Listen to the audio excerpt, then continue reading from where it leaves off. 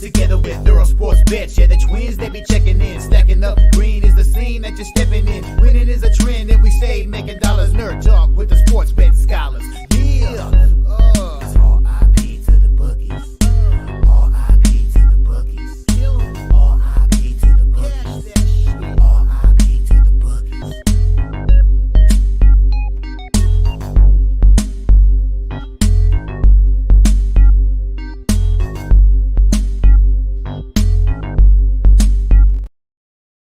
We are live. Welcome back to another edition of the Earle Sports Bet Show. My name is Nicholas Earle. I'm joined here as always by my brother Tim, and today is NFL week number 3. We'll be going over the entire NFL slate. We'll be looking at that. But before we get into today's games, slate, we're going to take a look back at what happened yesterday. What went right, what went wrong in the world of sports betting. Baseball was good yesterday. Football sucked. Baseball went 3-3, up 1.33 units. I would like to thank the LA Angels yesterday for making baseball profitable. Angels first 5 plus 185. Angels full game plus 190, fading the Twins after they clinched the division. Milwaukee, Miami first 5 under 3.5 was a loser. Pittsburgh Pirates, never in doubt. Those Pittsburgh Pirates. Did you? Yeah, you saw that one. The 99.8% chance that the Reds won that game. They're up 9-0. I'm sorry. Like I said, never in doubt. I don't care. Reds are eliminated from the playoffs. That's it. After that game, they're not making it. Done. Yeah, no. Then I lost the last two with the Texas Seattle over 8.5 and the San Diego Padres run line.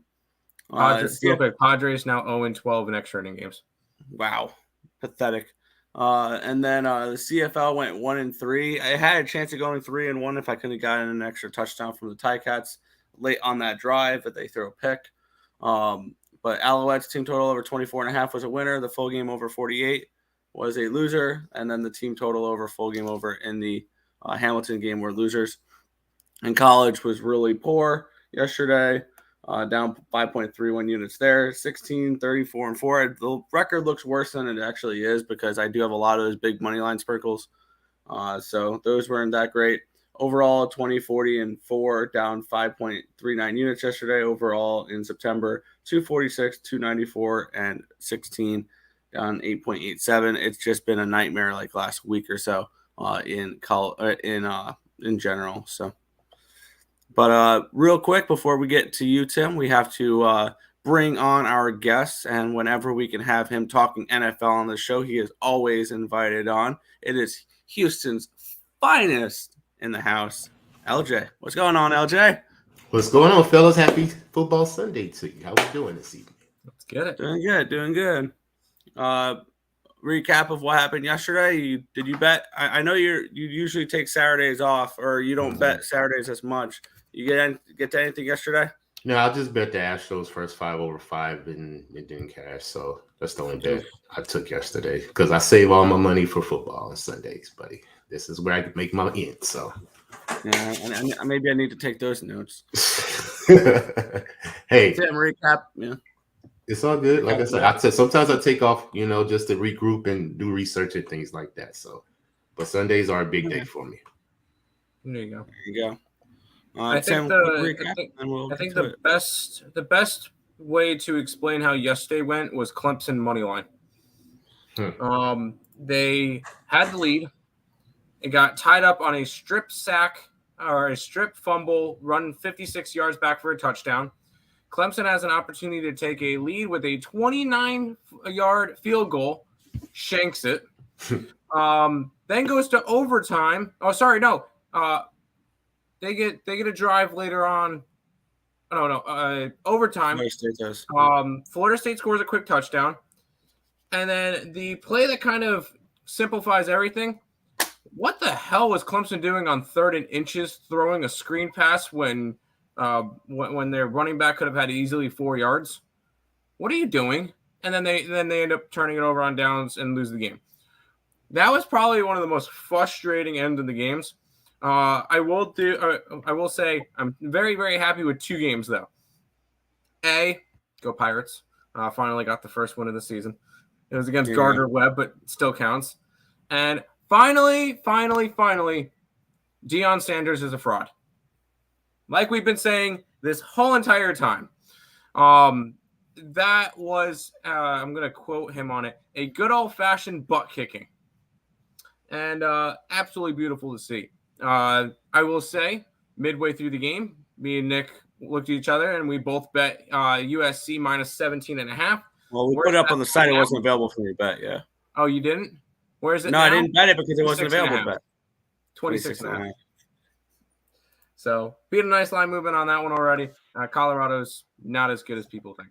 Anyways, it was not a good day yesterday. We were down 7 units on the site. So, whatever. College football, still waiting for that elusive first profitable week. But it is what it is. Let's head to the chat, and then we'll jump into some games. Marcos is in the chat. Let's get it. What up, my guys? Let's get it. Let's cash today. Hit the like button, people. Social appreciation, subscribe, and share. Week 3, let's F and go. My dog, Timmy, don't forget your Hail Mary. Yes, I will have my Hail Mary parlay. I will do that. Don't worry. And need that. Yeah, we'll get there. We'll get there. Let's get it, Flea. Good morning, my guys. Pat Smash. Well, according to Twitter, they've already won the game. So, yeah, no, it's pretty much locked in, right? It's pretty much a lock at this point that the Patriots win. That game pissed me off. Yeah. To see I had FSU. Why would you be pissed off then? You won. There you go. One of the most public sides yesterday, and they happened to cash in overtime. Good morning, guys. I'm off MLB today. Me too. Just focusing on NFL. Correct. They don't have a defense. Colorado? They don't have an offense either, especially without Travis Hunter, right? Yeah. Without Travis Hunter? Yeah. Ohio State never in doubt. Yeah, no, I was on Notre Dame. I wish I just took the points, and I didn't. It is what it is. Flowers, anytime touchdown, LJ. Yes? I don't remember. Who's Flowers on? Baltimore. Okay. Baltimore goes through so many players, so good to see y'all. Good to see you two, real deal. Yeah, it's a lock. Okay. He's a fraud. This is his first year with, or I know I'm joking, dude. Relax. I know. I think the better way to say it. Deion fans are going to come in and talk shit. That's fine. I'm not a Deion person. I don't think Colorado's good. They would be good if they played in like the American, not in the Pac-12. No, Tim, I think you said it wrong. Instead of a fraud, you should have just said humbled. He got humbled? That's fair. He got humbled. Is Burrow in or out? We don't know yet. We will find that out tomorrow. And that game's tomorrow night. We'll talk about that game tomorrow night. We'll start off with this game, which I like. We end up taking a total in this one. I'm not really going after a side. Yeah, let's get into it here. Let me get up the line history and all that fun jazz. Where we have the LA Chargers and the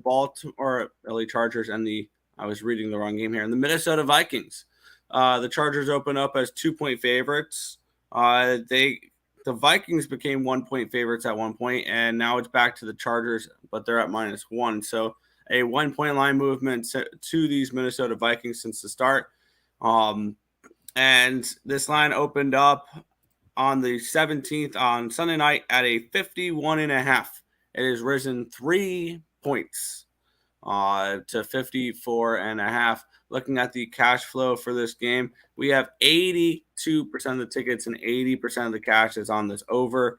We have 43% of the tickets and 55% of the cash is on the Vikings spread. 52% of the tickets, 61% of the cash is on the Vikings money line.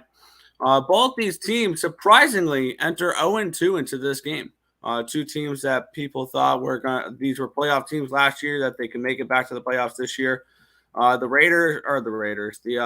Chargers lost 27-24 last week to the Tennessee Titans in overtime, and they lost 36-34 against the Miami Dolphins in week number 1. The Vikings, coming in off of a Thursday night football loss, they covered or pushed, depending on the line you got with them, 34-28 against the Philadelphia Eagles. Previous to that, they lost 20-17 against the Buccaneers.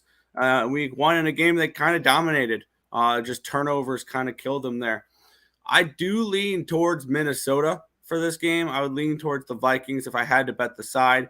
I'm more interested in the total, and I'm going to say it's gone too far. This line's gone too far. It's gone up, I think, 3 points since the opening line. Actually, if you looked at last week, this was a 50 before the Chargers game against the before they played Tennessee. That was a 50, and now it's a 54.5. Give me the under 54.5 in this game, in this spot. I don't know if actually, it definitely is a fade the public type of play because I feel like everybody sees these two teams, thinks offense, and that's why this total has inflated to 54.5. And I remember seeing a stat since the beginning of last year, only 4 games have had a total of 54 or higher in the NFL. All 4 of them went under the total. So under 54.5 for me here with the Vikings and the Chargers. We'll go to LJ here. Chargers and Vikings for this one. I'm different. I'm going over 54.5. I just believe both of these quarterbacks are going to be slinging the ball. They don't have a semblance of a run game for the most part, especially the Vikings, because they're 22% rush percentage, which is worse than NFL. So Kirk Cousins definitely throws the ball 44 times a game. Last 3 home games, he's averaged 44 attempts. So I believe that he's definitely going to get that prop. And Justin Herbert's going to get his prop over pass attempts over 37.5 because he doesn't have Eckler. So he's going to have to throw the ball as well. Now, the yards is going to be a question because I don't know if the guys are going to be completing the passes. So I usually stay off passing yards. But attempts, I believe both these quarterbacks get their attempts. But as far as the game, I didn't pick a side because I believe any one of these teams can win. But I'm going with the over. I do believe it's a public play, but my numbers say over. And I don't usually just veer off my number because the public is on it. I usually stick to what I cap. And both of these teams are giving up a total of 59 points in 2 games. So if I'm going to trust that, the defense is going to give up a lot of points and yards, I believe that the Chargers and the Vikings will definitely have a lot of opportunities to score touchdowns. And 54.5, I'm going to have to take it minus 110. There you go. Tim, break the tie. Do you feel like you missed your line, though? Who, me? Yeah, because I know it was 51 earlier in the week. Probably. Feels like it could be a good middle spot. It probably could. It may land right on it, 54. You get what I'm saying? I just feel my number saying it's going to go over, and I usually just trust my number. Okay. We'll see what happens. I figure I'd throw that one out at you as well, just a different angle at it. Yeah, I get you. No, I'm on the under, and I'm following the one trend that I know Nick mentioned, where all the games that have kind of hit that total last year, everybody expects offense, and I'm going to go on the opposite side because if the Chargers can't run the ball, I know they're going to have to throw the ball more, but that doesn't necessarily mean that they're going to end up being able to score more points. For me, I just took the under in this game. Whenever you get a divisional game, a primetime game, or a game that's 54 or higher, I'm going to take unders. So I'm on the under in this one, 54.5. So first game, and we differ. It is what it is. Mm-hmm. Back to the chat, Tim. Y'all watched the Bryce Mitchell fight last night. I hadn't bet it, but homie came out of the octagon singing and crying that Rich Men from Richmond song and holding a Bible. Nice little double up. No, I did not watch fighting last night. Hey, if I would have saw that, I would have lost more money because I would have bet more against him. No, I think that was after he won. Oh, he came out to it. Yeah, no, I would have bet more money against him. Missed the comment.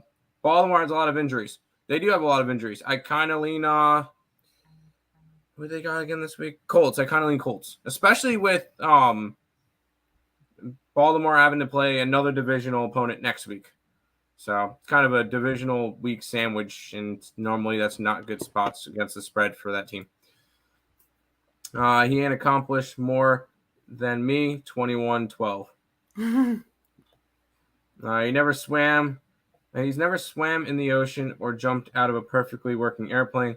Last week, I even beat all my cousins in a foot face. Sanders ain't beating them boys, missing toes. I was almost English. I'm proud of you, Cameron. It's getting better. Needless to say, I erased Colorado from the dry erase board. Ducks for the ship. College football to me is like an old movie. The Highlander, you assume the power of those who you slay. Ducks for the ship. I do not think Oregon. I know. I don't think that Oregon's a national championship caliber team. I just think they beat up on a bad Colorado team. Good morning. You ready to cash? Nah, I'm ready to lose all my money today. Yeah, always. Good morning, Jojo Rabbit. Welcome. Every game went under the total last year this high. Over betting under this is why I watch the show. Wouldn't know that. Well, obviously that was last year's trend. It can go horribly for us, but It is 1-0 this year because the first game of the year. That's right. Vikings money line and Cousins over 249.5. I leaned Chargers, but I didn't. Yeah. Ravens first quarter. If you're gonna bet them, that's probably the best time to do it. Yeah. I went to he wanted to use his Octagon interview to say a prayer for those fighting against the devil, and this thing wouldn't have given him the microphone. I don't blame him. It's almost English. Yes, almost English. We'll go to this game, Nick. Yeah, and I think one thing I've learned from this game a little bit so far this week is I'm not on a very popular side here. And that's weird when you're on the favorite. I like the Browns in this game. Let's take a look at this one. This line opened up at, if it'll let me click it, there we go. On Sunday night, this game opened up at a 4, but on Monday, this opened up at Monday was the 18th. Yeah, it opened back up at a 4. And it's come down to a 3.5, down to a 3. Juice towards Cleveland in this game. This line has plummeted totals wise. It opened up at a 41.5. It reopened on Sunday night at 41. And on Monday it was 48.5, and it's down to a 38. So we have a move towards the under, a move towards the Titans. I feel like that move towards the Titans is more of the injury reaction to Chubb being out. Like I think it's that more than anything else. We do have 69 percent of the tickets and 54% of the cash is on the Titans. So only 31% of the tickets and 46% of the cash is on the Browns. So a little bit of a public dog here in this spot with the Tennessee Titans. 62% of the tickets and 95% of the cash is on the under in this game. And the line has plummeted. Also, I think I saw that there's supposed to be like 17-mile-an-hour winds in this game as well. Let me grab my power ranking numbers for this one because I had this game at Cleveland around minus 4.5. So I thought that opening line was correct, and the lines moved the wrong way. And I think we're just getting value from Chubb being out. And I'm part of the camp that says that running backs are overrated. They're one of the more overrated positions in the sport. And as long as you have a good line, you can run any half competent running back can do decent behind a good offensive line. We saw what the backup did for Cleveland did. Ford. Plus they signed Kareem Hunt. Plus I don't think Hunt's playing in this game. So I think it's going to be Ford taking most of the carries in this one.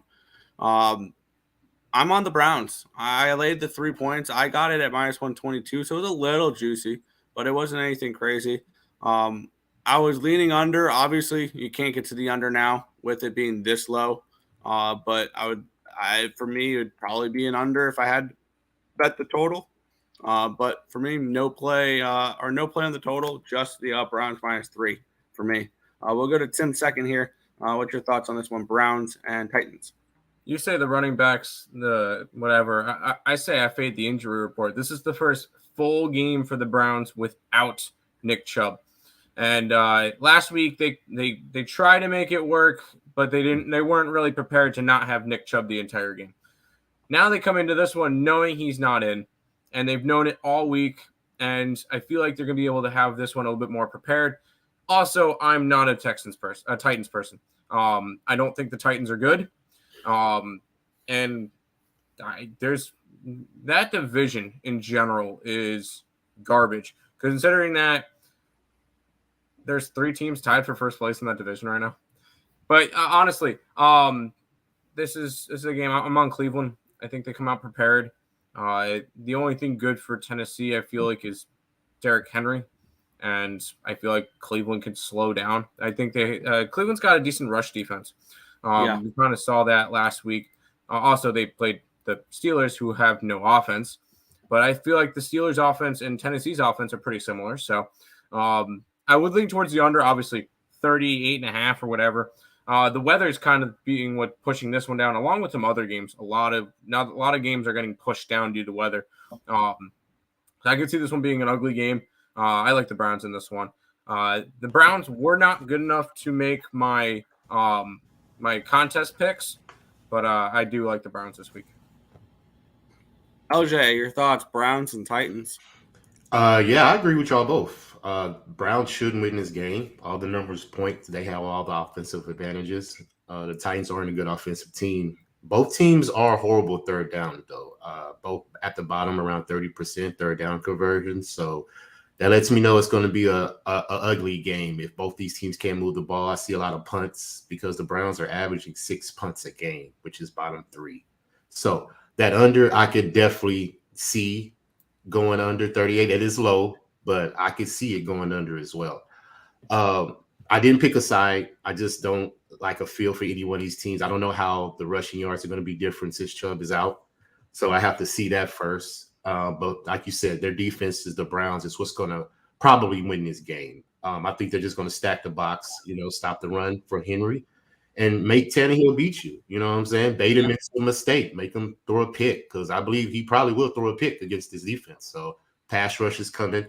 They got 19 quarterback hits on the season. So that lets you know they're relentless on the pass rush. And they're only allowing 14.5 points a game, which is second NFL. Only have allowed 1 touchdown, offensive touchdown. So I definitely see the Browns coming on victorious. Now, Vrabel does play well as a dog, though. 8-2 on the road, their last 10 against the spread.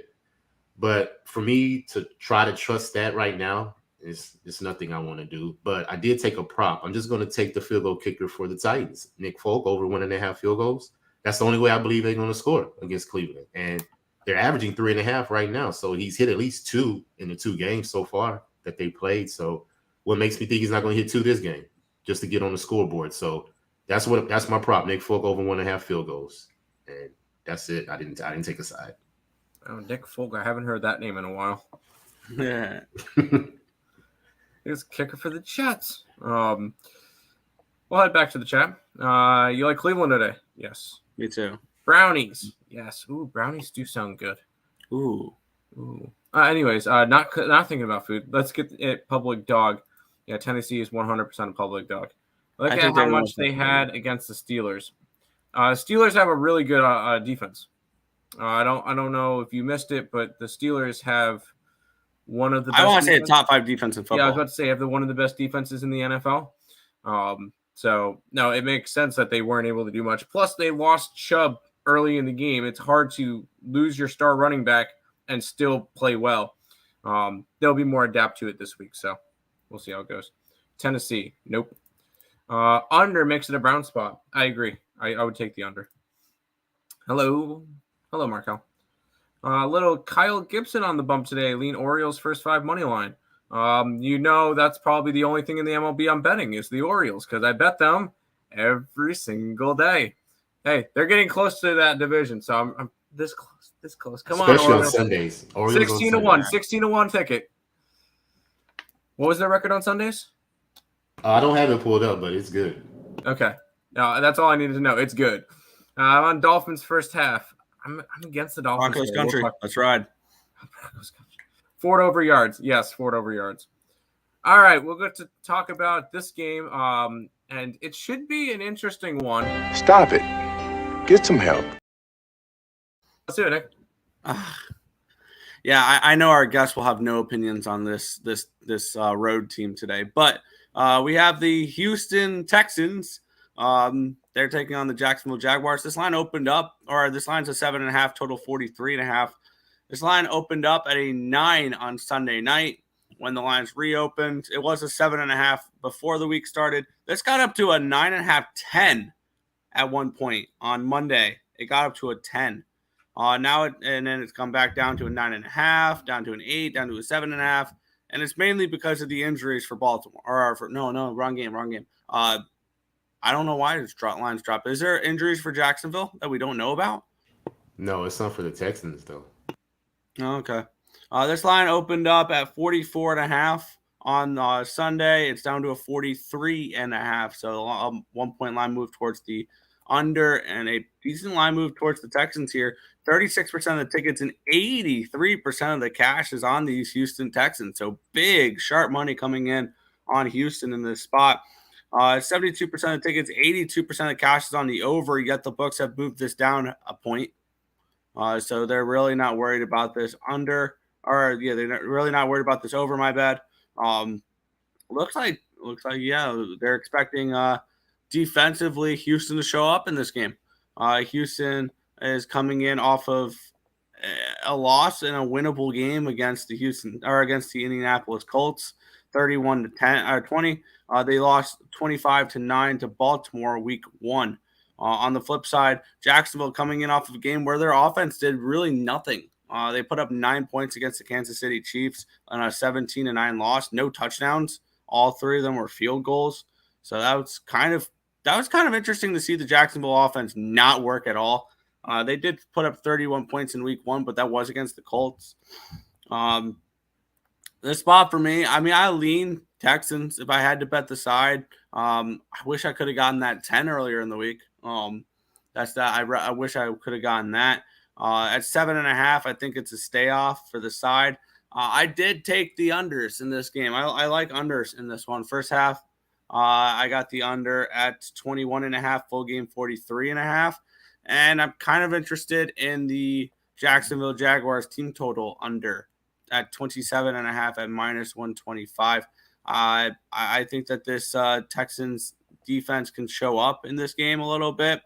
I think this is a low-scoring game in general, and I think 27.5 is too high. So I'm actually going to add this as well. I'm going to triple up on this under, which is terrifying. But I think the books are telling us that this is an under spot with all the money coming in on the over and then bumping the line down a point, making it more appealing to bet the over, especially after overs went 14-2 last week. I'm finding reasons to bet unders this week. Maybe I'm going out of my way to back unders this week, but I'm betting unders this week after 14-2 to the over last week. So I'm on the unders here in this one. First half, full game, and team total under for the Jacksonville Jaguars. LJ, your Houston Texans in action here. What's your thoughts? Hey, I'm not mad at you on the under. I believe the defense will come to play. And for the most part, the Texans have owned Jacksonville. They've won 9 out of the last 10. But it was a different quarterback, so I'm not going to bowl into that for the most part. So you do have a rookie quarterback. That makes a difference to me. So he has been shaky for the most part, but he's a rookie, so I kind of give him a pass. Our offensive line is what's, giving us trouble. Tunzel's out again, so he doesn't really have protection. And I can't blame him for the mistakes he's making, turning the ball over, getting sacked and things like that. That has a lot to do with how he's being protected. But for the most part, he does throw a lot. And his attempts are 45.5 pass attempts he's averaging in 2 games. And his prop is at 34.5. So I wouldn't be mad if you took that prop. And Jacksonville, the last couple of years, have been at the bottom of pass attempts against the quarterback. So Stroud's going to have a lot of opportunities because they can't run the ball. Both teams are at the bottom at rush percentage. The Texans 2.5 yards per rush, 32%, which is worse in the NFL. So I'm not going to trust they're going to run the ball today all of a sudden against Jacksonville. So I believe Stroud's going to have those passing opportunities. And for the most part, I believe he's going to be looking for Nico. And he's going to be one of my props as well, over 55.5 receiving yards, because he's averaging 113 in 2 games off 19 targets. So CJ Stroud is looking for him. And I believe he's going to be looking for him again today. And also last year, Nico had 4 receptions, 65 yards versus Jacksonville. So if I'm expecting him to get at least 10 targets today for the most part, I believe he can get 55.5 receiving yards. So that's one of my props. And I parlayed it with our field goal kicker over 1.5, which got me a plus 278 parlay. because our field goal kicker, out of those 10 games that I just mentioned, Jacksonville and the Texans have played, our field goal kicker has hit 2 field goals 8 out of the 10 games. Now, it's at plus money at plus 109 for some reason, and that usually gives me pause when a bet that's been consistently hitting all of a sudden gets plus money. Now, he may be injured. I don't know what's going to happen in this game. How sometimes the bookies know stuff that we don't know, but I'm going to trust that number is going to hit because he's been doing it consistently. Now, give me some plus money. Hey, I'll take it. But if it don't hit, I got to live with the result, and we'll see what happens. But for the most part, I stayed off a side because this is against Trevor Lawrence and CJ Stroud. It's ultimately going to come down to the quarterback play. So I'm thinking Trevor Lawrence is more experienced. So I could tend to believe Jacksonville will win the game. But anything can happen because it's a divisional game, and Houston has played Jacksonville tough in the past. So they could win the game. But I'm not confident enough to bet it because I don't believe C.J. Stroud is ready right now to prove that he is a viable quarterback. I just believe he has to stop a lot of mistakes. Until I see it, I'm going to fall back. So I just took those 2 props, and I'll just watch the game and play it safe. There you go. Tim, your thoughts on this beautiful AFC South matchup? Yeah, I will mention one thing about last game because I forgot to mention something with the Titans game. Titans, according to Circa, are the fourth most popular pick in the Circa contest this week. Is Tennessee plus the 3.5. You'll never guess who number 1 is. But for this one, I think great insights. I think we missed one tiny thing. Where is Jacksonville going next week? London. There it is. It's a look ahead spot. I think it's a poor spot for him, and when it comes to it, I'm going to fade the London game. I know they're going to London next week. I'm not grabbing the Texans. I'm grabbing the under because I think Jacksonville just want to get into this game, get through it healthy, and move on. Now I think they win this game. I mean, it's not really much to say because when it comes to it, they're 7.5 point favorites, but I think they win the game, but covering is another story. Although most of the games that teams win, they cover as well. So we've seen that, but I'm on the under in this one. I think that was my strongest point for this game is taking the under. Sure. I really like this under. I think this could be a gross type of game. So. Yeah, it could definitely be gross. As long as Houston's defense looks better than they did against the Colts last week. So, and both of these teams are horrible in the red zone. So that votes for. I would like some long drives ending in field goals. Yeah, that would be nice. But back to the chat, Tim. I don't remember where we left off. Morning, gentlemen. Morning, Untouchable. That Colorado butt kicking was so free. Did the double dip. Nice. Toughy pass. That's fair. Oregon and Washington minus 20.5 was fun games. We're done after the first quarter. There you go. Jaguars and under same game parlay. I could see that. Weird that as bad as Texans have been, they've been recently dominant.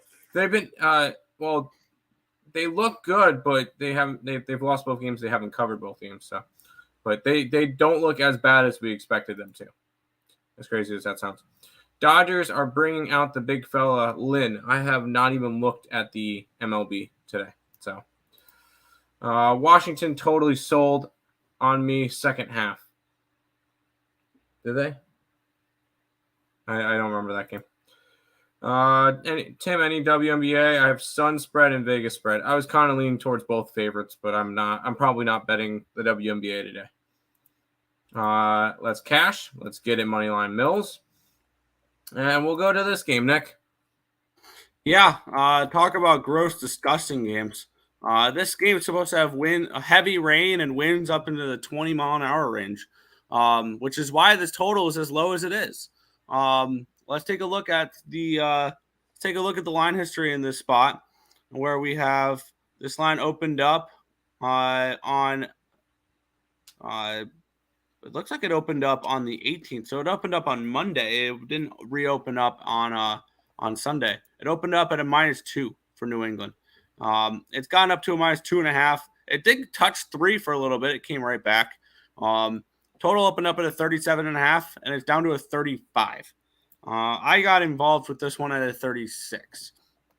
Let's take a look at the line history in this spot. We have 64% of the tickets, 89% of the cash is on the under. That makes sense to me. And we have 72% of the tickets, 87% of the cash is on the Patriots. There was a little bit of buyback once that line hit 3. So kind of interesting there. We have the Jets coming in off of their first loss of the season. And the Patriots have yet to win a game this season, and they haven't covered yet this season either. Usually 0-2 ATS teams do pretty well week 3 for whatever reason. But the Patriots are coming in off of losses against the Eagles and the Dolphins. I think it's definitely a little bit of a step down in competition against an Aaron Rodgers-less Jets. On the flip side, they beat Buffalo on Monday night, the opening week, 22-16, and then they lost 30-10. The offense just didn't look good. I cashed the over in that game thanks to the Cowboys, though. And one thing that everybody's highlighting is it's been forever since the Jets have beaten the Patriots. Can they snap that today? I'm kind of leaning yes.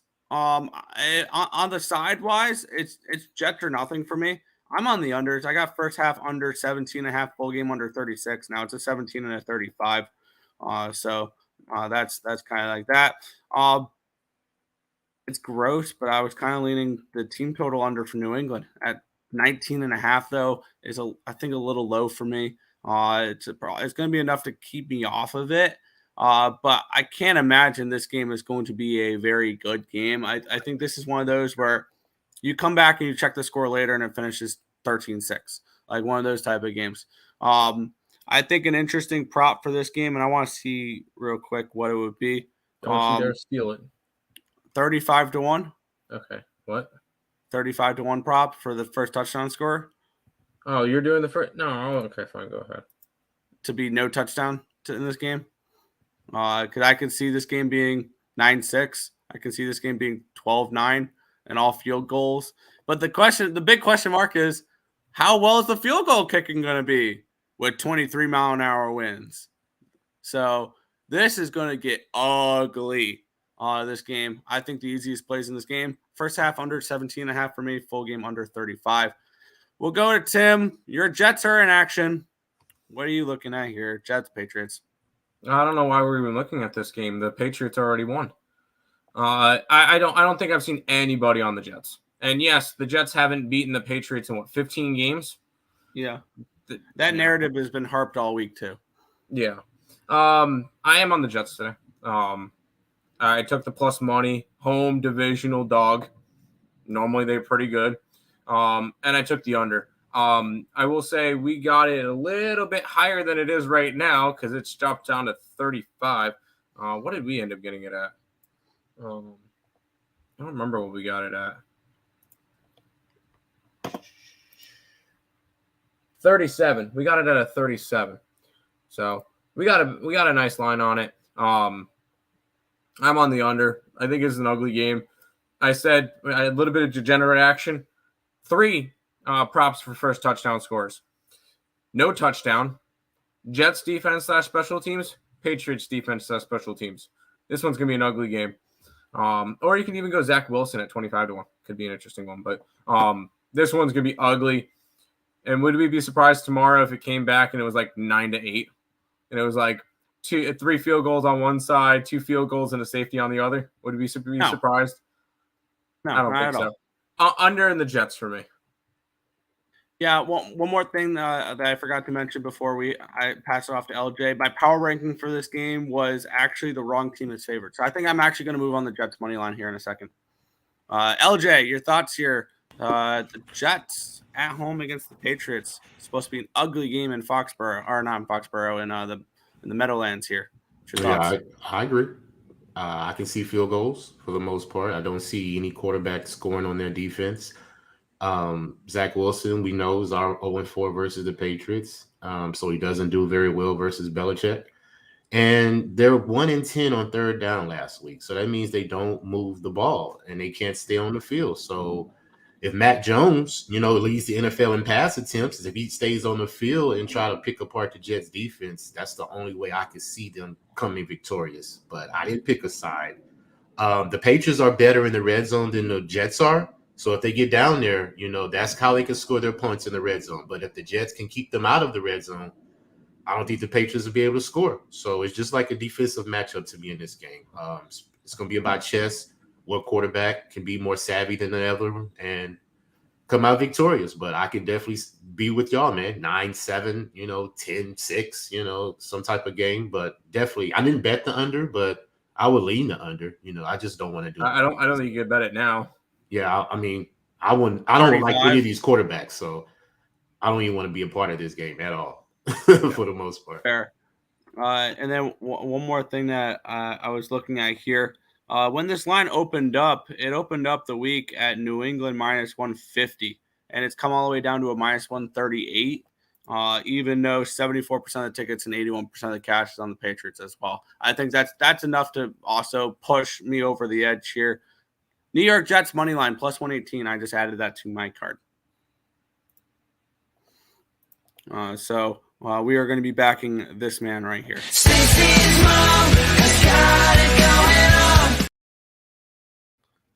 Shout out to Zach Wilson there. Back to the chat, Tim. Oh, okay.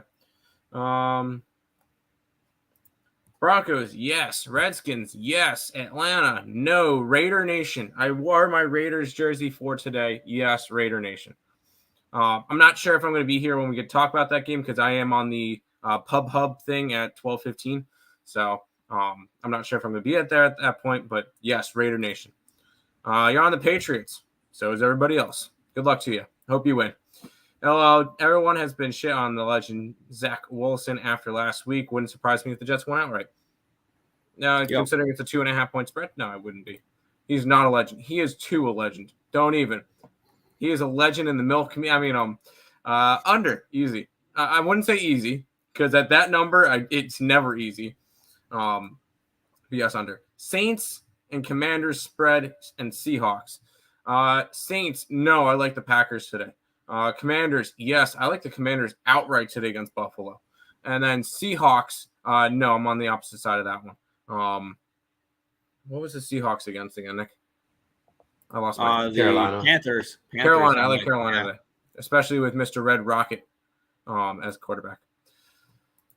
Saints, Seahawks money line against both of those. Miller, that's cash in. Seattle is your survivor pick. Oh, sorry, I forgot to mention. New England is the most popular pick for the circuit contest this week. Football, I'm looking at turnover props. It's not a bad option, especially with the gross weather. Not a bad option. Like the under, me too. I lean Jets plus points only because they're at home. Fair. Under's the best play. Yes. What's up, fellas? What's up, Donald Wallace? It's been a while. Good to see you again. Raider Nation today. Yes, Raider Dave. Nick, Raider Dave? No? Okay. No, Rich. Lean Jets first half and under first half. I like it. Raider Nation, yes. Falcons, no. Browns, yes. Ravens, be careful with the Ravens with their injuries, and then they have to play division next week. So, how is New England and not Dallas for survivor pick? I don't like New England. I will say I've been given out as if I would play the survivor. Week 1, I said Washington. Week 2, I said the Giants, although it was not comfortable. Week 3, I don't know because I don't like a lot of – I feel like the safest pick for a survivor this week, I would use the Detroit Lions. The Detroit Lions as my thing, but that's just me. Crosby's an animal. Okay. Let's jump into this game. Speaking of the Packers. Yeah, I did make a play on this game. The Saints and the Packers. The Packers are 1-point favorites. This total is down to a 41.5 now. I got involved with this game last night at a little bit of better of a number. And this one, what did I get for this one? Why can't I see what I got? Did I bet this game? I believe I did. Did I never track it on BetStamp? But I believe I bet this game. We had this line opened up on Sunday at a 2 for the Packers. It's down to a 1 now. It did touch a pick'em for a second. It went right back up to a 1. And this total opened up on Sunday at 43. It went down to a 42.5, went down to a 42, and now it's a 41.5. So a move towards the under and a move towards the New Orleans Saints in this one here. We have, let's take a look at the cash flow in this game. 40% of the tickets 60% of the tickets and 57%. Sorry, just moved there. 59% of the tickets, 57% of the cash is on the Packers in this game. We have 62% of the tickets, 76% of the cash is on the under in this spot. Most of the money coming for the Packers coming in on the money line, 57% of the tickets, 70% of the cash. We have my power ranking for this game was Packers -3. So actually, I see a little bit of value with the Packers in this game. The more and more I look at it, I don't think I'm going to be betting that, though. I did take the under in this game. I took the under. 1 second. There we go. Ryan's walking. Go. Hi, Ryan. Sorry. This is the fun part about not doing it in the office is people walking behind. Hey, it's Ryan. It's Ryan. Come on. You could have said that, but whatever. Yeah. But I did play. I believe I played the under in this game. Let me check to make sure I did. I could have sworn I did. I may have just not tracked it on my BetStamp app. Yep, I did. I played this at 42.5 at -115. I got a point better than what it is now. I'd still take it. This is another spot where I don't trust the Saints offense right now. Derek Carr is very inefficient in the red zone. They settle for a lot of field goals. And I think that we could see something very similar to that as well here today. I like both these defenses. I'm on the under 42.5 in this spot. LJ, your Saints are in action. I know you love your Saints. What's your thoughts on this game? Hey, I completely agree with you. I moved on the under 42.5 as well when I saw that the number, and I'll still take it right now for the simple fact you just mentioned. Derek Carr, he still hasn't had a feel for the offense yet. He's only had 1 touchdown in 2 games. So for the most part, like you said, they're kicking field goals. They're averaging 2.5. So the field goal kicker is getting 2 field goals a game because when they get into the red zone, they're only 3 of 8. So they're not converting. Far as the Packers, they're good in the red zone, 6 of 9. So if they can get down to the red zone, they can score touchdowns for the most part. That's the scary part, yeah. But I just believe both the defenses have been playing very well. And due to the Packers' injuries they're dealing with, Aaron Jones and Watson, I don't know if they're going to play. That's going to take a lot of points away from Jordan Love. And that's going to limit his possessions. And I believe both defenses will probably make a play to seal the game. So I definitely stepped on the under with you as well. Because the Packers defense, they've only allowed 19 points in the last 6 games, allowed 16 points their last 3 home games. And the Saints, they've held their last opponents under 20 points in 8 straight games. So that gives you an under right there. And I believe the same thing is going to happen today. And Derek Carr could make a mistake, throw a pick, who knows? But the fact that the Packers, they're not disciplined enough as well. 16 penalties for 130 yards in 2 games. Lets me know that they make mistakes. So due to the injuries on the Packers and the Saints not be able to score in the red zone, I'm on that under as well. I will take it at 41.5, but I got it at 42.5, just like you. Yeah, that Saints team total right now is a 20.5 as well. They've yet to crack 21 points so far this season. They put up 20 last week against the Panthers. That's the highest they've done so far. Kind of leaning towards that as well. Tim, your thoughts here? Saints and Packers. I might move on this Saints team total under. Well, you mentioned his Saints. I'll mention my Packers because I'm high on the Packers this year. I have their division ticket. Jordan Love has looked good.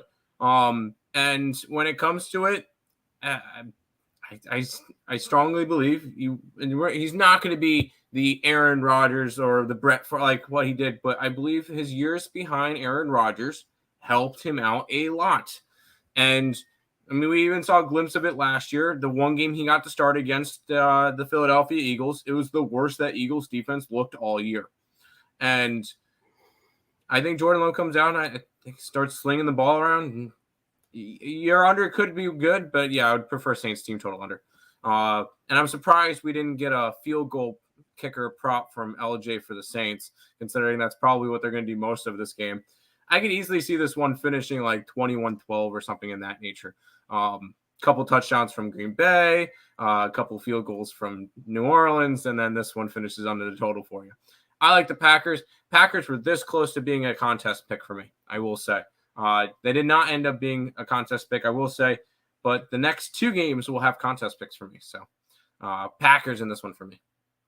Yeah, I end up pulling the trigger here. New Orleans Saints team total under 20.5 minus 115 for me. There you go.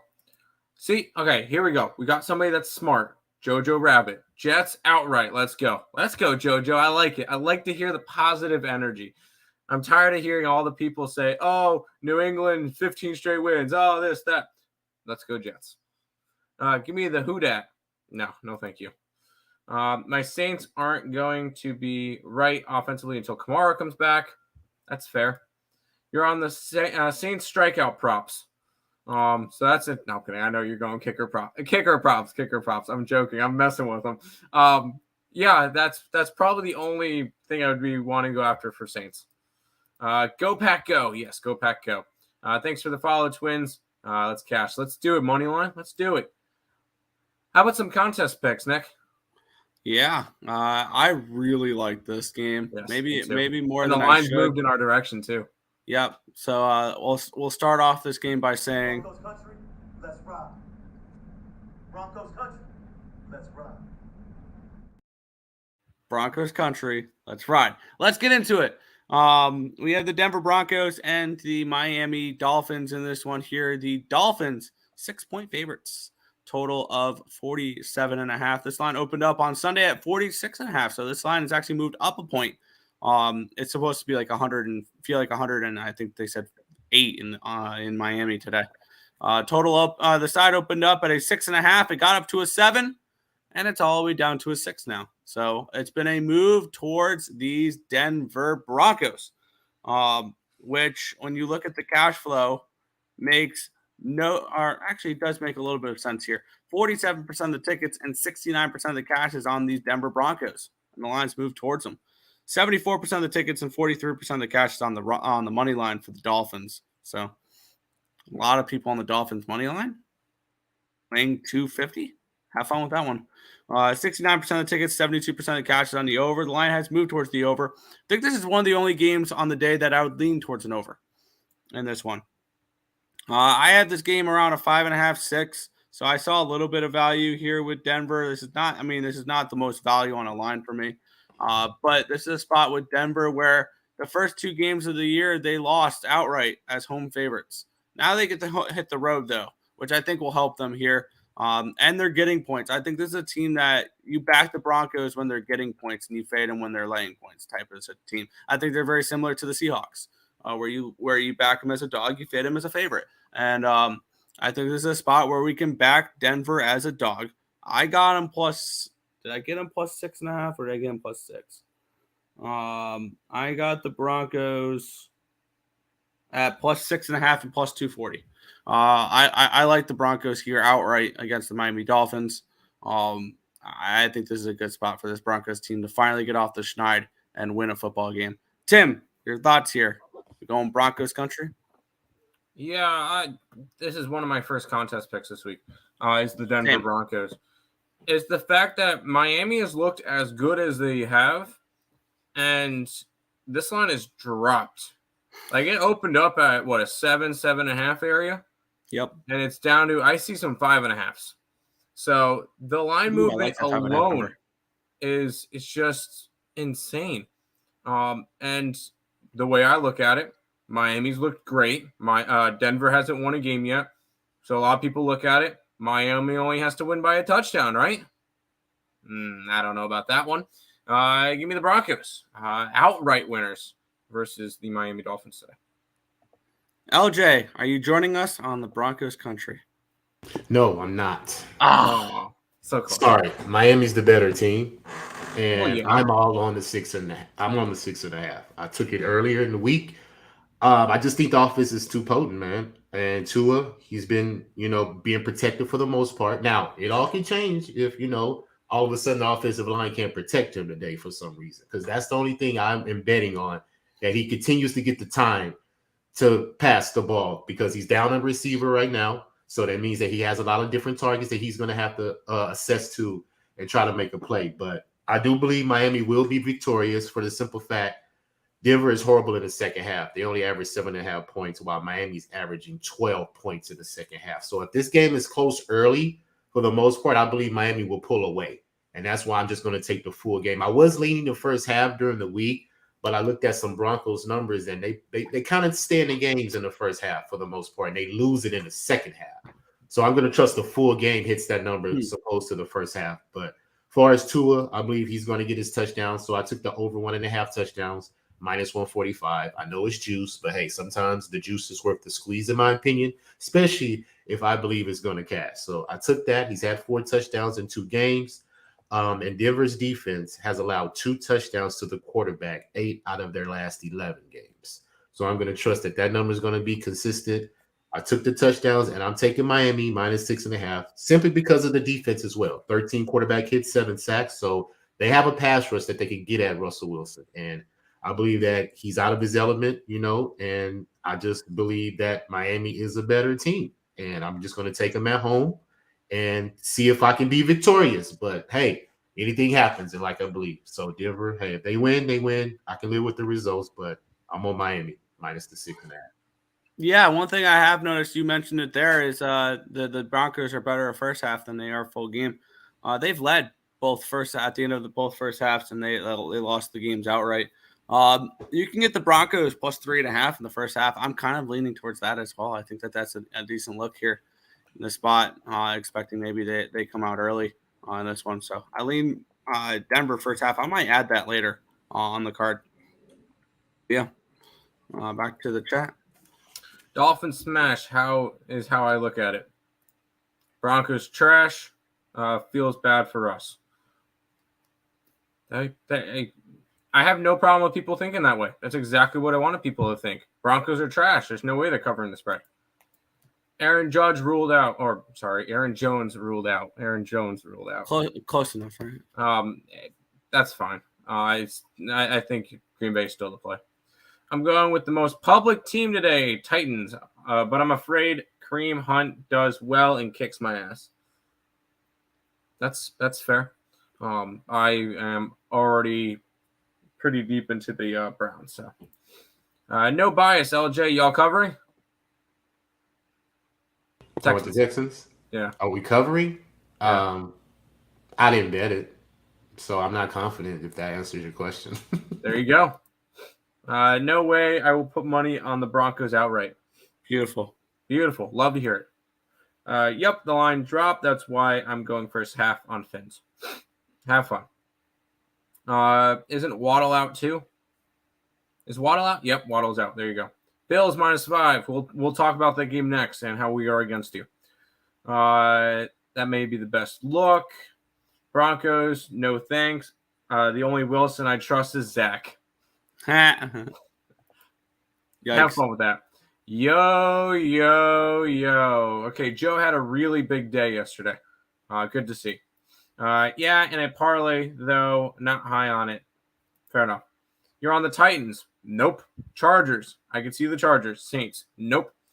All right, but I never expect to be on the same side as Joe. So Sunday again already. Yes, it is, Mr. Massacre.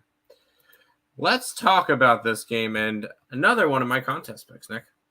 Yeah, we have the Washington Commanders and the Buffalo Bills. This line is down to a 5.5 now, and a total of 43 in this game. Let's take a look at the line history in this spot. It actually, I believe it's gone up to a 44 now. If it'll let me click on there we go. This line opened up on Sunday at 6.5. Actually, it opened up at a 6. It went up to a 6.5 on Sunday. And since then, it's come down to a 6, down to a 5.5 now this morning. Line opened up on Sunday at a 46. It's down to a 44. So leading us to believe we might see a decent defensive performance here from the Washington Commanders. Let's take a look at the money in this game. 69% of the tickets, nice, and 64% of the cash is on the Buffalo Bills, and they brought it from a 6.5 down to a 5.5. We have 31% of the tickets and 45% of the cash is on the under. The line has moved towards the under. So it looks like bigger bets coming in on the over and the line moving towards the under. Kind of think maybe a Buffalo Bills team total under. Could be an interesting look here as well in this spot. The line moving towards these Commanders, even though the money's coming in on Buffalo, makes me very confident in the play I've already bet in this game. I bet the Commanders earlier in the week. What did I get the Commanders at? I think I got them at a 5.5 or a 6. I don't remember the exact number. No, I got the Panthers at a 5.5. I think I got +6 and +225 here with these commies. I think that this is a game they can very well win outright. I had this game more like a 4.5, so I think this line move is correct. That it should be moving towards the Commanders because I think this should be more like 4.5, 5 rather than when it was 6.5, 6. So I did grab the Commanders at 6. I think there's some nice value here with Washington at home. The line moving towards Washington, even though the cash coming in on the Bills kind of tells me that the markets are not scared of the Bills at all in this game. And I think this is a spot where potentially the Commanders went outright. So I'm going commies. Commies plus, I got them 6 and +225. LJ, are you with us with the commies here? Hey, I agree. I didn't bet it, but I tend to agree. I think the Commanders can cover this game simply because of their defense. 20 quarterback hits and 10 sacks in 2 games, which leads the NFL. So I believe that they're going to be getting Josh Allen for the most part, allowing him to get out of the path, making him run out of the pocket, and try to make him make plays. They can't run the ball. So I believe the Commanders going to have a game plan for him today. I like Eric Bieniemy. He's added a touchdown to that offense because they were only averaging maybe 19, 20 points a game last year. They're averaging 27.5 right now. So he's added, some offensive potency to that team. Sam Howell's been doing very well. He's not making too many mistakes for the most part. But they do average 5 punts a game. So that means that they don't stay on the field a lot. They may score in big bulks of play, like a big play, but they come back out and they don't have a sense of offense. So I think they're pretty much inconsistent is what I'm trying to say still. So for that reason, I just stayed off the side. If you're looking at the Bills, Josh Allen is 11-3 versus the NFC since 2020. So he has a good record versus this conference. And he's had 2+ touchdowns past his 13 out of his last 14 games. So those are a couple things you could look at. Rushing touchdown 4 out of his last 6. So, but he turns the ball over. And they have 4 turnovers in the 2 games already. And since Dable has left Josh Allen, he leads the NFL in turnovers. So he could easily make a mistake. Washington could get a forced fumble, interception, and score on defense and turn his game completely around. So all those things come into play in my mind. So I just stayed off the game, and I just rather watch and see if Washington can cover that 5.5, because I believe they can, but I would just have to see it before I can bet it. Yeah, I'm very tempted in the Buffalo Bills team total under 26.5. It's $1.30, but I kind of think that this Commanders team can slow them down here. Tim, your thoughts, Commanders and Bills here? I think we're on the same page here. I'm on the Commanders.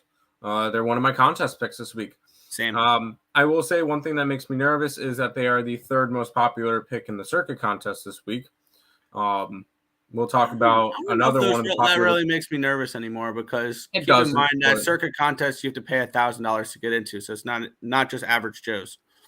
True. The Commanders are one of the top picks for this week, and the line's moved in our direction. Now it's a 5.5. Now it's a true dog number. Yes. For whatever reason, 5.5 is always kind of dogs outright. And I think it kind of tells me everything I need to know. I like Sam Howell. I thought that the Commanders getting them what they got him in the late 2nd round. I think that was one of the biggest steals of the draft. That guy was projected to be a 1st round pick, and all of a sudden you get him midway through the 2nd. I think that was fantastic for Washington, and I think he's going to have a really good year. And once again, I think it's a big step back for the Bills, and it could be at the end of the week that the Bills are sitting in 3rd place in the division. So I like the Commanders in this one. I think they went outright. Like, I'm so close to pulling the trigger on that Bills team total under. I think I'm just going to stay off of that, but I wanted that as well. So There you go. back to chat. Going to be a great day. I hope so, Joe. Josh Allen over interceptions prop. Yes. Already is a beautiful day. I get to hang out with my kids. That's the only lock I need. You have fun with There that you one. What up, y'all? Good luck today. Good luck to you as well. I want to take Kareem Hunt over rushing yards. Is he I'd be playing? careful. If he's playing, it's his first game in. So be careful. Granted, he knows the Browns offense. He was part of the Browns last year. True.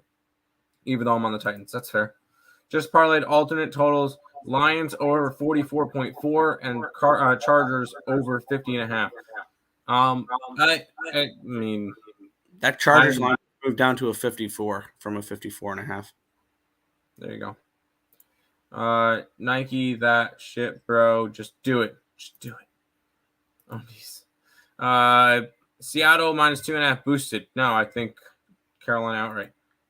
I see good D. That's what she said. Pass. Commanders definitely a live dog. Yes.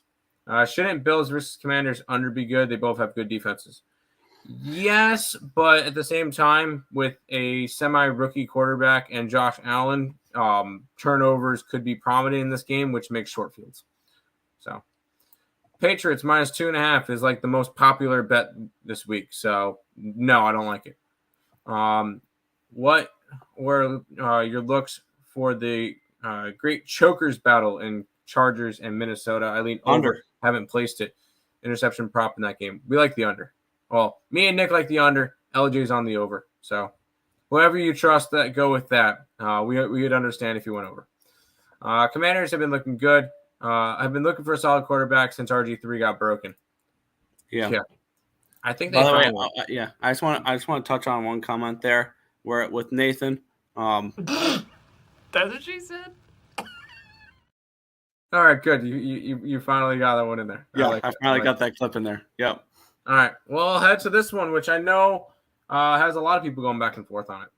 Yeah, I personally have not placed a bet on this game, and I think I missed my line for it, and I'm not going to bet the game. The Detroit Lions are taking on the Atlanta Falcons. It's down to a 3 with a total of 47 in this game. Now, I wanted the hook. I want the hook. That's ultimately what's going to keep me off this game.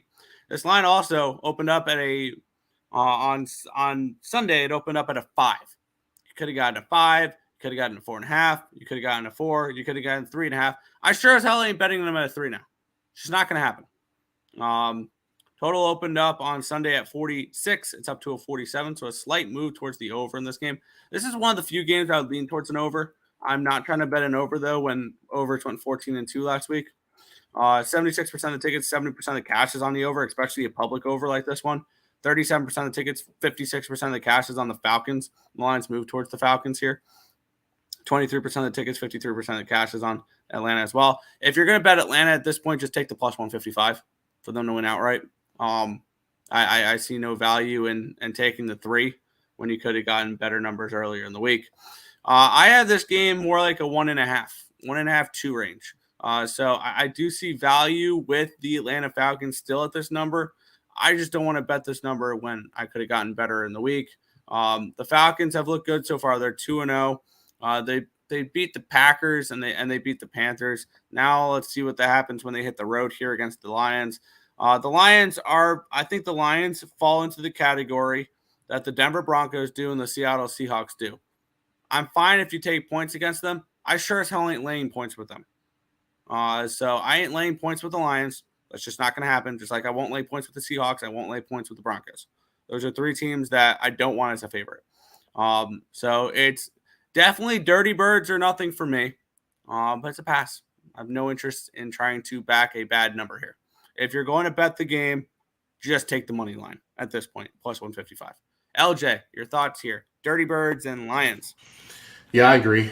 The numbers right there, in my opinion. I would prefer the hook too, but Detroit disappointed me last week versus Seattle, so they got a bad taste in my mouth right now. And the Falcons, they only can run the ball. So if you can't have a run game, it's not effective. I don't believe they can pass to try to keep their offense sustainable. So that's one of the main reasons why I stay completely away from this game. And I don't know what to expect from either defenses as well, because Detroit gives up points and Atlanta's defense is playing well, Yeah. They only allowed 17 points in 2 games. So either one of these teams can win.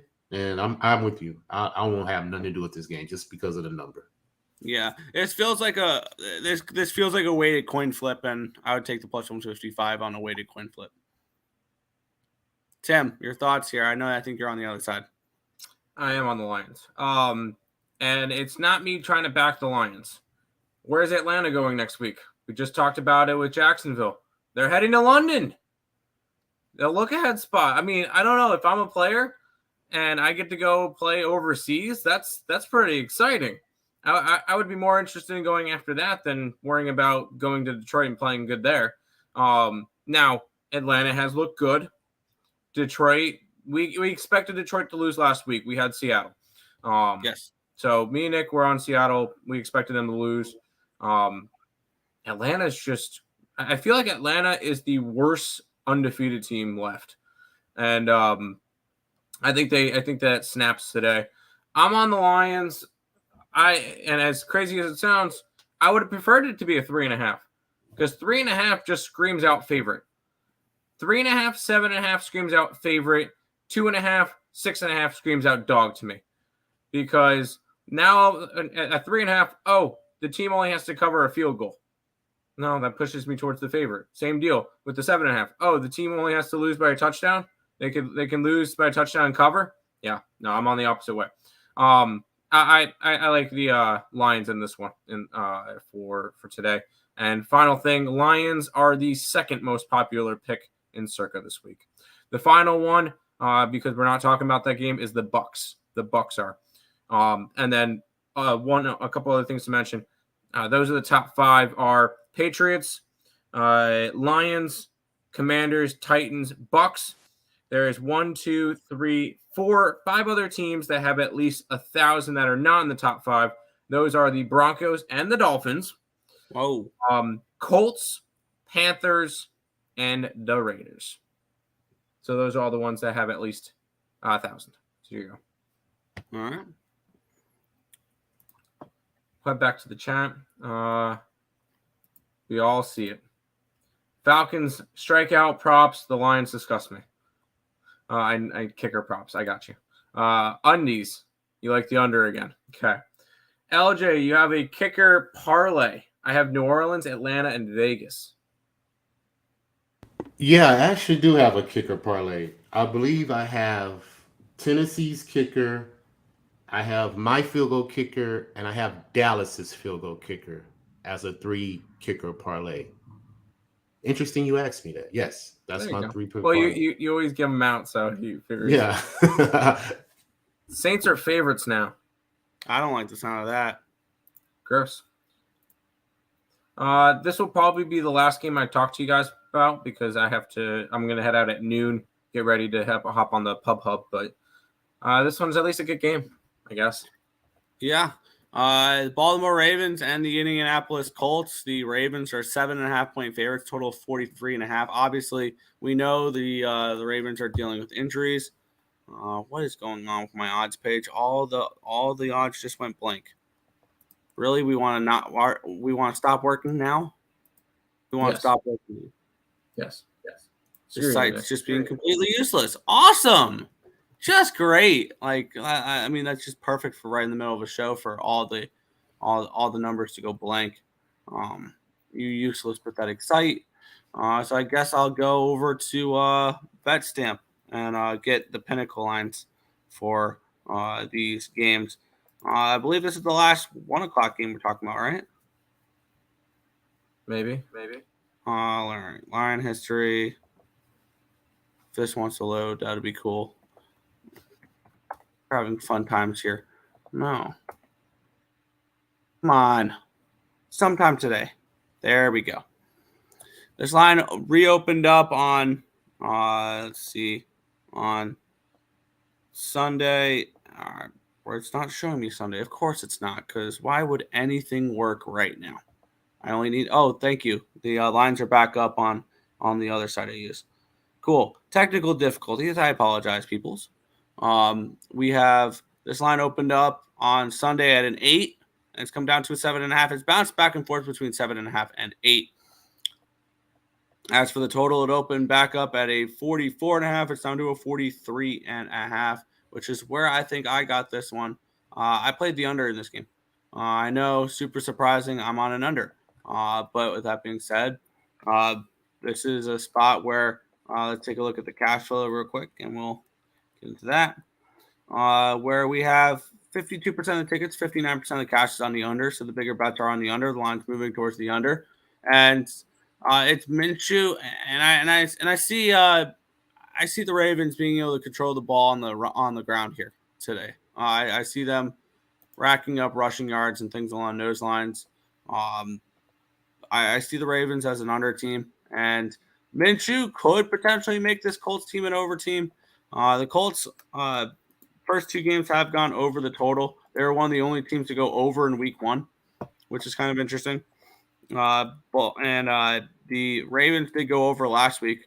They won 27-24 against the Bengals. But I can see this as one of those games where the Ravens are up 10 at halftime, maybe 14 at halftime, and just sit on the lead. So I'm on the under here. I see this as a potential good live under spot as well. And this line has actually gone down to a 43 as well. So, Tim, before you head on out, what's your thoughts here, Ravens and Colts? It's Minshew mania, right? I would lean towards the Colts in this game. Am I touching it? No. This is a Ravens team that is battling a bunch of injuries, and they do have some interesting. Their schedule. Their schedule is the thing that I kind of caught off with, because they get Indianapolis. They had Cincinnati last week, Indy this week, Cleveland, and Pittsburgh. So they play 3 out of 4 division games, like three division games in 4 games. I think this is the one game that they kind of leave off. I'm not saying that they lose outright, but this is a game that I could see them kind of running a more vanilla game plan and not going crazy with, because it's the Colts and they feel like they could probably just beat up on the Colts. I'm not touching a side or a total in this game. It would be a lean towards the Colts for me, if anything, but pass. LJ, we have the Ravens and the Colts. What's your thoughts here? Ravens should win the game. I'm not going to take the spread because in history they don't cover the spread at home. They're more of a road dog cover against the spread, so I'd rather take them in those situations. But I believe they win the game. But I did jump on a prop. I'm going to take Zay Flowers over anytime touchdown. Odell Beckham is out, and Lamar Jackson has been looking at Zay Flowers a lot the past 2 games. 15 targets, 13 receptions in the last 2 games. So I believe that if they get down to their red zone, which they're 6 of 9, Lamar Jackson may find Zay, and he may find him on a deep pass, and he may could get away and score a long touchdown because he's fast. So he's very elusive, can get away from the defense. You have to tackle him for the most part, in my opinion. So I think that's the weapon for him today. And for as the Colts, man, the time of possession is 25. Rushing is 95 yards. So they don't stay on the field. 33% third down conversions. You got a backup quarterback that hasn't been playing. He did well versus the Texans because it's the Texans, but Baltimore is a way more established defense right now. So Minshew's going to have to work today. And I just believe he'll make some mistakes for the most part. If the Ravens can keep their penalties down, they're 162 yards. So as long as they stay disciplined, defenses, quarterback hits 15, 6 sacks. So they have a pass rush. So as long as they can maintain that, they should be able to win this game. But I'm taking Zay Flowers anytime touchdown for sure for the Ravens. Fair. Is that all for you, Tim, or you want to stay around for one more game? What's the next game? All right, I'll talk the next game real quick, and then I'll go. All right, I'll let you go first on this one then, Tim. The Seahawks are -5, total of 42 in this game. I'll do my breakdown once you're finished here. This is another pick for my capper contest. Give me the Carolina Panthers. You're getting Andy Dalton, I believe, is the starting quarterback this week. The Red Rockets back. We saw Bryce Young.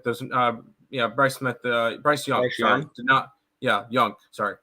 Did not look good the first 2 games. You know what did look good? Carolina's defense. It actually didn't look terrible. Granted, they played the Falcons and the Saints, but they didn't look terrible. And when it comes to it, you saw that backdoor cover last week, by the way. That was or backdoor push. That was interesting to see. Depending on the line you got, yeah. But this is once again the 5.5 number is a dog number for me. And I know there's a lot of those spots this week. I'm on a lot of dogs, a lot of unders. It is what it is. I think Carolina has a shot to win this one outright. And I think when it comes to the survivor pool, this week's going to wreck a lot of people. So I'm on the Carolina Panthers. I got them. We got them at 6.5. They're down to a 5. I think they went outright against the Seahawks. All right, there you go. Good luck on the pub. Yep, I'll be talking. Actually, I'll be mentioning this game in the pub as well. So, nice. What games are you touching on the pub? Oh, wait, I might not actually. I think I'm going to be talking Carolina, Houston, and Vegas. All right. So, all right, I like it. See you guys then. All right, good luck. All right, now I can go ahead and break this game down. I'm starting to see some 4.5s pop up, and actually a 4.5 has popped up on BetOnline. This line opened up at a 5, or no, it opened up at a 4.5 on Sunday night.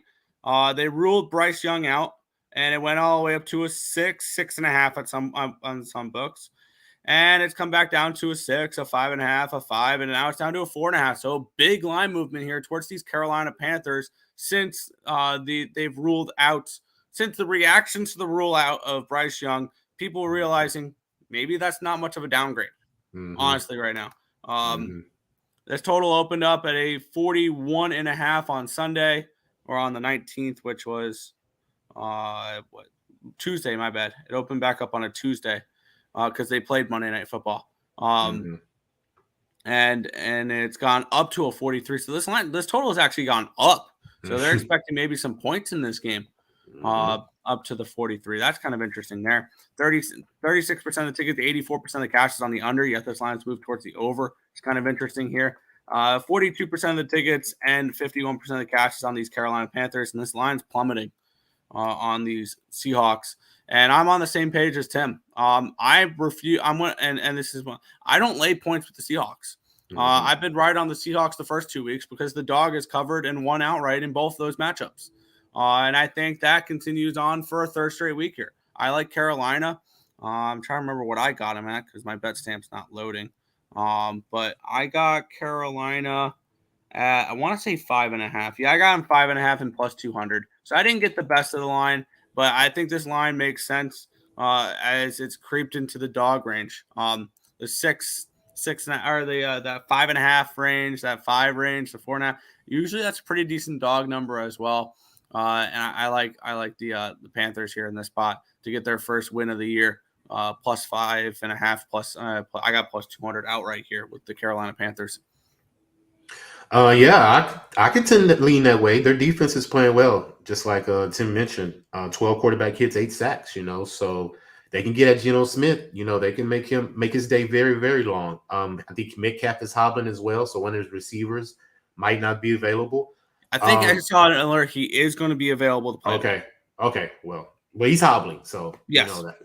I think Carolina could come in and make it a game. Seattle, I don't trust them. For the most part, like you say, laying points, they usually win maybe by a field goal or so. But their offensive line is still missing both tackles. And the secondary is ravaged with injuries. No Jamal Adams. So Carolina can easily come in here and win this game. But I stayed away from the side. But I did take a prop. I'm going to take Miles Sanders, Carolina, anytime touchdown, plus 140. He's averaging 16 attempts in the 2 games. Andy Dalton is coming to play now. So I believe that it's going to be a lot of running for the most part, because they're averaging 127 yards on the ground.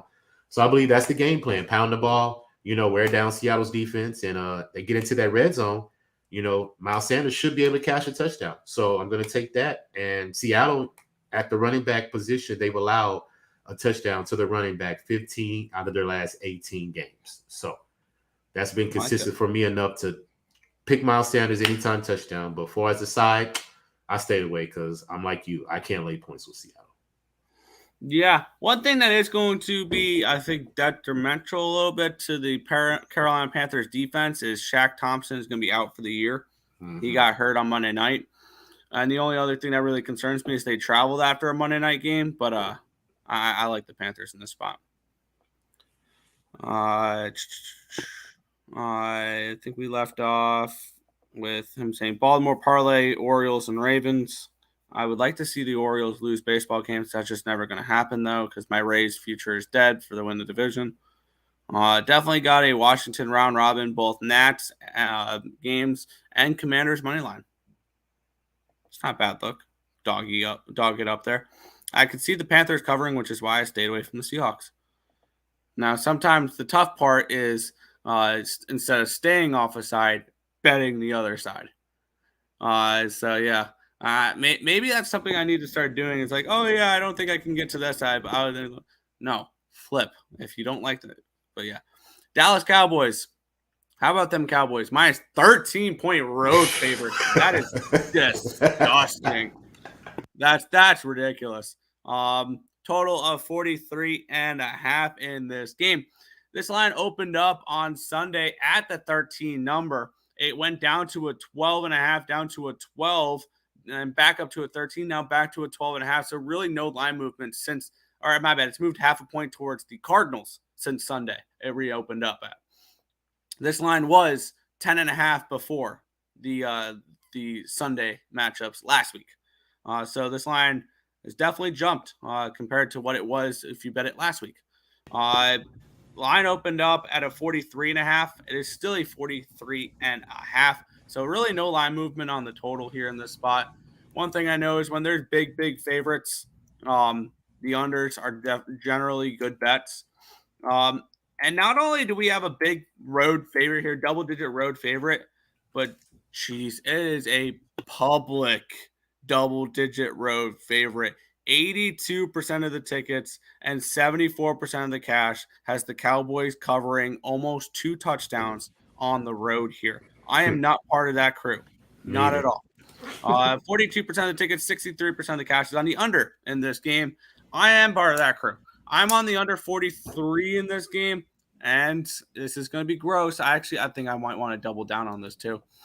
I'm on the Cardinals plus 13. I am on the Cardinals with the points here. And one thing we've noticed with the Cardinals is they are good in the first half as well. They've led at the end of the first half in both their games and blew leads late. I am going to add the Arizona Cardinals first half at plus 7 at minus 115 as well.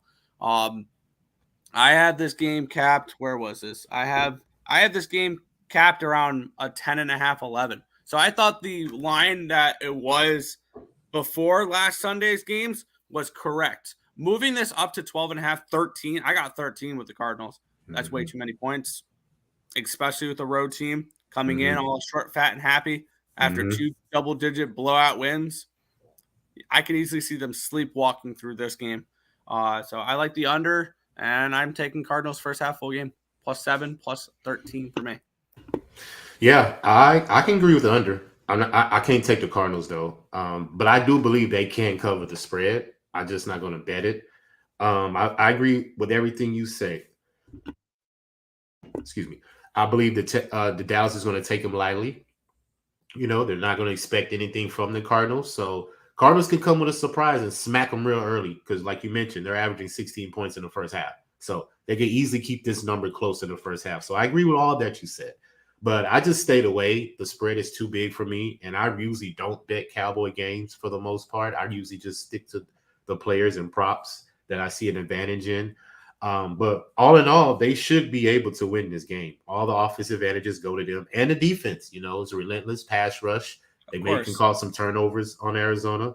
Arizona, 17 penalties in 2 games, so they're not disciplined for the most part. And they've given up 25 points. So, hey, Dallas should be able to handily win this game for the most part. But I'm not invested in it on that part. But the field goal kicker, like I just mentioned, the person that mentioned in the chat, I'm on Arbery over 1.5 field goals for Dallas.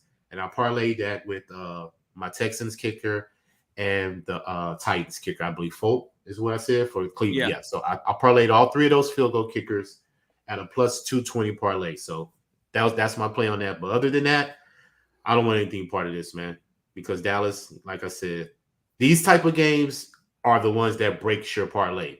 Of Breaks your course. survivor, because I'm pretty sure everybody's survivor pick this week is Dallas. So who Or knows what it's the happens. next game. Or it could be the KC Chiefs as Yeah, well. it could. It could be the Baltimore Ravens. It could be the Jacksonville Jaguars. There's a lot of, and we've yet to have that week that kills half the survivor picks. Like, we've yet to have that week.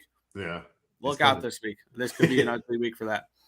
Good luck finding. I think this is one where it's going to look like a bomb went off and you're revelaging through the rebels and things along that on trying to avoid the landmines of this week. So I'll head to the chat. Markel's on the Cowboys first half. No. I'm on the Cardinals. Yes. I trust the Seahawks more if they had still had their best preseason quarterback on the roster. Yeah, that would have been Holton Ahlers, former ECU Pirate. Whoop, whoop. The teaser on Cardinals spread might actually do Cardinals first half money line plus 290. Don't hate it. Nats game 2 should go over with the minus 300 Strider. I didn't cap baseball today, so there's a minus 300 today. I hate game 2, so. Chiefs going to smash the Bears, but the Cardinals will cover. We will talk about that Chiefs game in just a second. Look at a 5-team teaser in the NFL. Yep, definitely landmines this week. I agree. Which we'll move.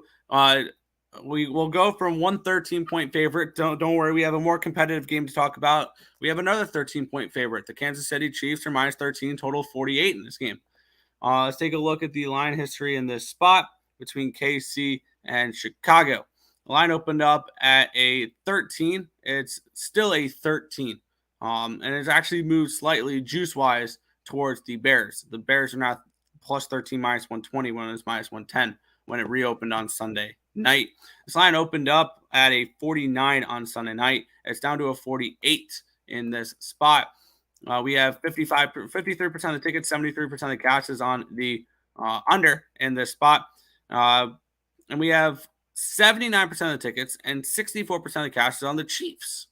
So only 21% of the tickets and 36% of the cash is on the Bears. 7% of the tickets, 16% of the cash is on the money line for the Bears.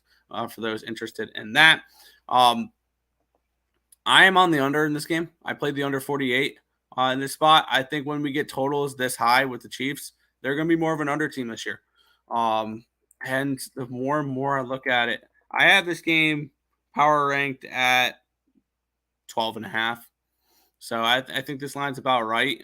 But I wouldn't talk anybody off of taking 13 points with the Bears here. I'm not going to personally do it. I'm just going to stick with the under in this game.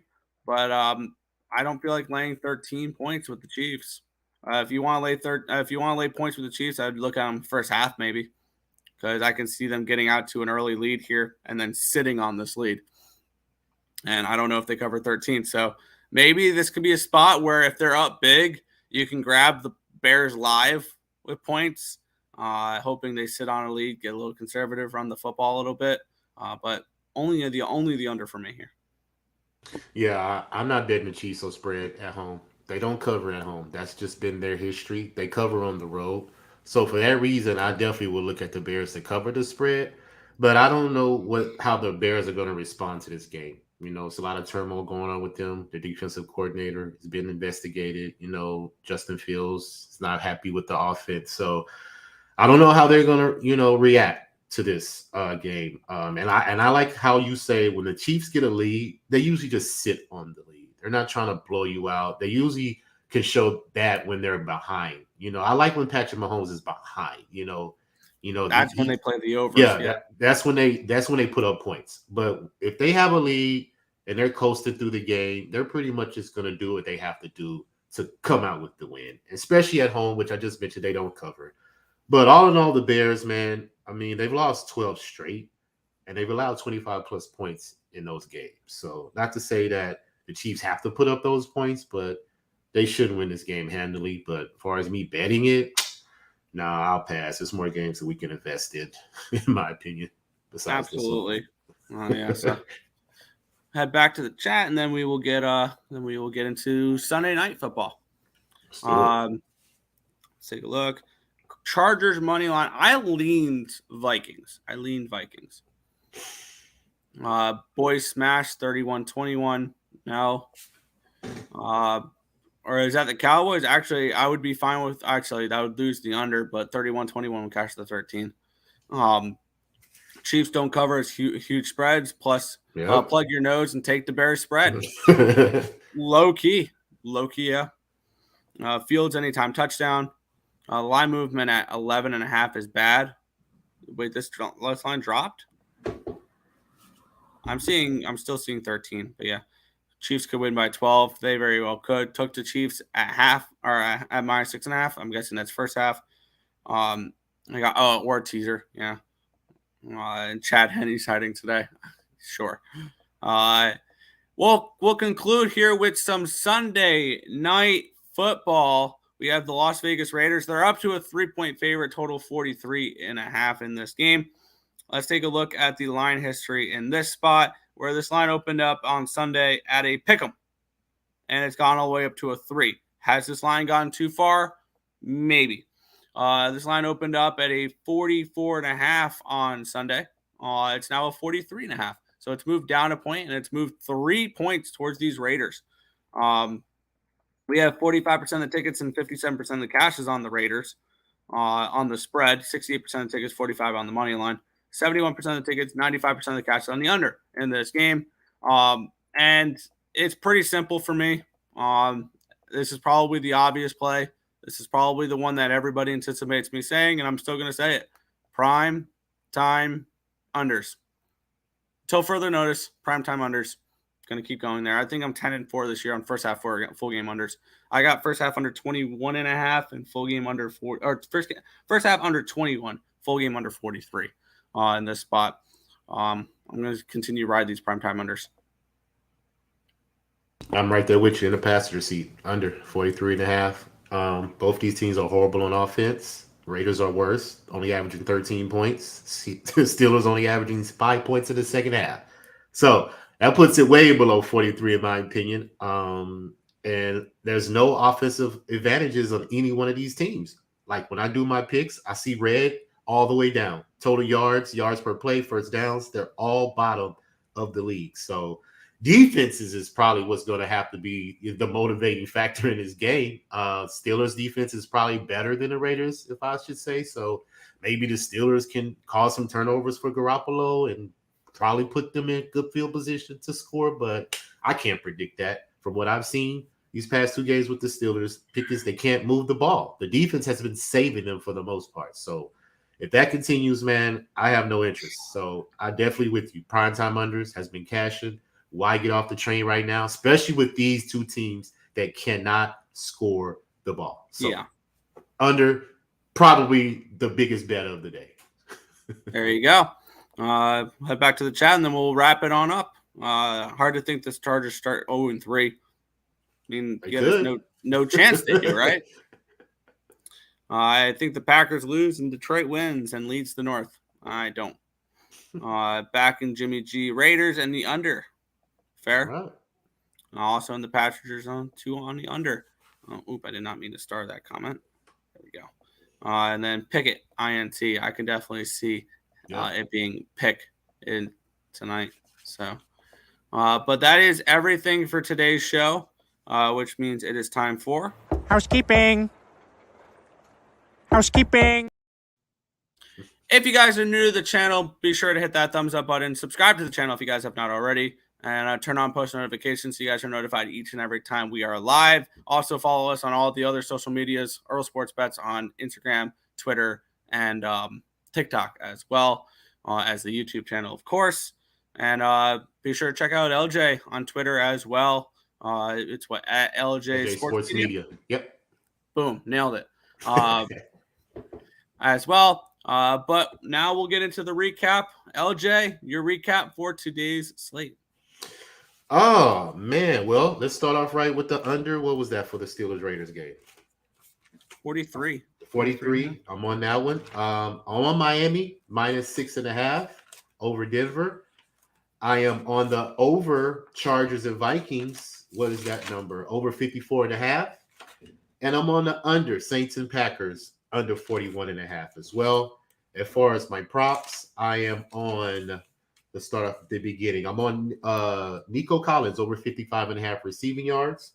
I have a parlay with my field goal kicker, Furburn, over 1.5 field goals. I have Zay Flowers for the Baltimore Ravens, anytime touchdown.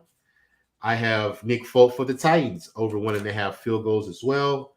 I have Tua, over 1.5 touchdowns, minus 145. And I believe that's probably, oh no, Chargers and Vikings. I'm on Kirk Cousins and I'm on Justin Herbert's. Both pass attempts over. I believe that's Herbert's over 37.5. Cousins is at over 39.5. And I also have his over 1.5 touchdowns. I parlayed it with the pass attempts. It got me a plus 137 parlay because Kirk Cousins had 2+ touchdowns 5 out of his last 6 games. So he's going to have to score touchdowns in order for him to win. And I'm on Miles Sanders for Carolina, anytime touchdown. And last but not least, I'm on Dallas's field goal kicker, Arbery, over 1.5 field goals. And those are all my plays for this NFL slate today. All right. Yeah, I got my normal long list of plays. A lot of unders today, so bear with me here. Vikings, Chargers under 54.5. That's now down to a 53.5. I got the Commanders +6 and +225. Saints, Packers under 42.5. Browns -3. The Texans game, I'm big on the under. First half under 21.5, full game under 43.5. Jacksonville team total under 27.5. The Jets money line, as well as the Jets Patriots first half under 17.5, full game under 36 in that one. Denver +6.5 and +240. Broncos country, let's ride. Indianapolis Colts, Baltimore Ravens under 43. Panthers +5.5 and +200. Cardinals +13 and the under 43. I also added the first half +7 for them as well. And then the under 48, Bears and Chiefs. And we're ending it with Sunday Night Football, the primetime under, first half under 21, full game under 43. Nick, have you placed any NHL futures? No. I don't know if I will. I have 4 teams I have circled to win the cup that I would like to bet. 2 from the East, 2 from the West. I like Tampa Bay. I like New Jersey from the East. And I like the Edmonton Oilers and the Seattle Kraken from the West. So that's kind of where I'm looking at there for that. But that is going to do it for this show. We want to thank you guys, as always, for watching. Anything you want to say before we head on out here, LJ? No, man. Everybody, hope y'all cash. Have a great NFL Sunday, man. And let's get to it. All right. Catch you guys next time. All right. Sports Bet Show. Peace.